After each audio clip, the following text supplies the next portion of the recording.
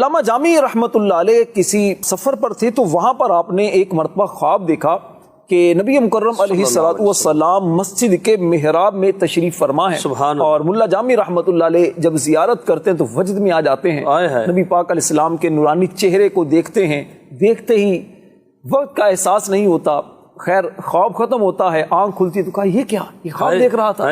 ایک ہفتہ ابھی گزرا تھا کہ دوبارہ پھر رخ زیبا کی زیارت نصیب ہو جاتی ہے۔ سبحان اللہ۔ اب جب عشق کی چنگاری جو شعلہ بن کر ایک روشن ہو گئی، مزید عشق نے آپ کو جب تڑپایا تو پھر آپ نے وہاں سے سفر کیا اپنے شہر کی طرف، اور اس دوران آپ نے ایک کلام لکھا۔ کلام کیا لکھا؟ نسیمہ جانب بطحا گزر کن ز احوالم محمد را خبر کن۔ اے مدینہ پاک کی طرف جانے والی ہوا، میری خبر بھی نبی پاک علیہ السلام کی بارگاہ میں پیش کر دے۔ ملا جامی رحمت اللہ علیہ جب بہت زیادہ تڑپنے لگے تو نبی پاک علیہ السلام کی پھر دوبارہ زیارت نصیب ہوئی۔ 3 مرتبہ جب نبی پاک علیہ السلام کی زیارت کر لی تو اب کہا کہ اب رہنا مشکل ہے۔ ملا جامی رحمت اللہ علیہ نے جب دل سے تڑپ کر نبی پاک علیہ السلام کو پکارا اور پھر اپنے علاقے سے، شہر سے آپ سفر کے لیے روانہ ہوئے، کہ ترکی قافلہ مدینہ طیبہ کی جانب رواں دواں تھا۔ سبحان اللہ۔ تو آپ نے ان سے گزارش کی کہ مجھے بھی لے چلو،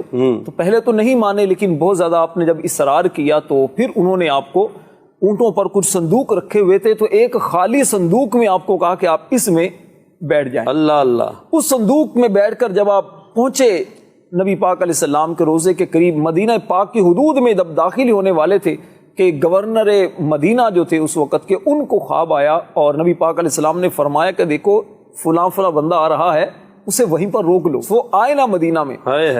تو ترکی قافلہ جب مدینہ کے قریب پہنچا تو قافلے کو روک لیا گیا، کہا کہ چیکنگ کروائیں۔ انہوں نے بہت زیادہ منت سماجت کی، حضور کچھ نہیں فرمایا، نہیں چیکنگ کراؤ۔ خیر چیکنگ کرتے کرتے صندوق کھلوایا گیا، ملا جامی رحمت اللہ علیہ آپ کو کہا کہ جی آپ کو اجازت نہیں ہے، ان کو واپس عراق بھیج دیا گیا۔ ملا جامی رحمت اللہ علیہ نے کچھ دن صبر کیا، اس کے بعد پھر دوبارہ عشق رسول، مزید جب تڑپ پیدا ہوئی عشق رسول میں، پھر وہاں سے روانہ ہوئے، اور اس کے بعد اب آپ ایک ریوڑ آ رہا تھا جو موصل سے طائف کی طرف وہ آ رہے تھے بکریاں وغیرہ لے کر، تو ان سے آپ نے کہا، اور ایک روایت میں تو ایسا کتابوں میں لکھا کہ آپ نے ایک بھیڑ کی جو کھال تھی وہ آپ نے اپنے اوپر لپیٹ لی تاکہ پتہ نہ چلے، اور انہی کے ساتھ اسی طرح بھیڑوں کے ساتھ ساتھ تاکہ مدینہ میں حاضری کا موقع مل جائے۔ پھر گورنر جو تھے اس دور کے، نبی پاک علیہ السلام کی زیارت ہوئی، فرمایا کہ ان کو آنا نہیں چاہیے، یہ آئے نا۔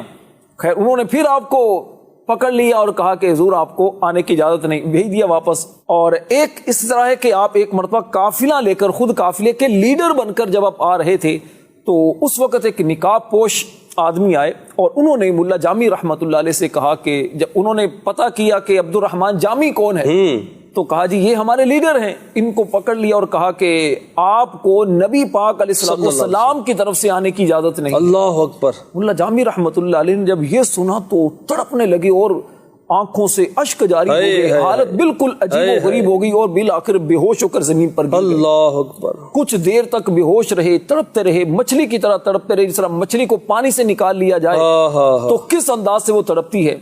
کچھ دیر کے بعد جب ہوش آیا تو وہ شخص موجود تھے، تو آپ نے ان سے کہا کہ ذرا یہ تو بتائیں کہ مجھے نبی پاک علیہ السلام نے روکا کیوں ہے؟ اللہ اکبر۔ کیا مجھ سے کوئی خطا ہو گئی ہے، غلطی ہو گئی ہے؟ انہوں نے عرض کی نہیں حضور آپ سے غلطی کچھ نہیں ہوئی، بلکہ نبی پاک علیہ السلام نے فرمایا کہ جامی سے کہو تم چلے جاؤ، تم ہمارے پاس نہیں آؤ، کیونکہ جامی اگر آ گیا تو اب ہمیں اس کی محبت کی شدت کا احساس کرتے ہوئے اپنے روضہ انور سے باہر آ کر اس کا استقبال کرنا پڑے گا، زیارت کا شربت پلانا پڑے گا۔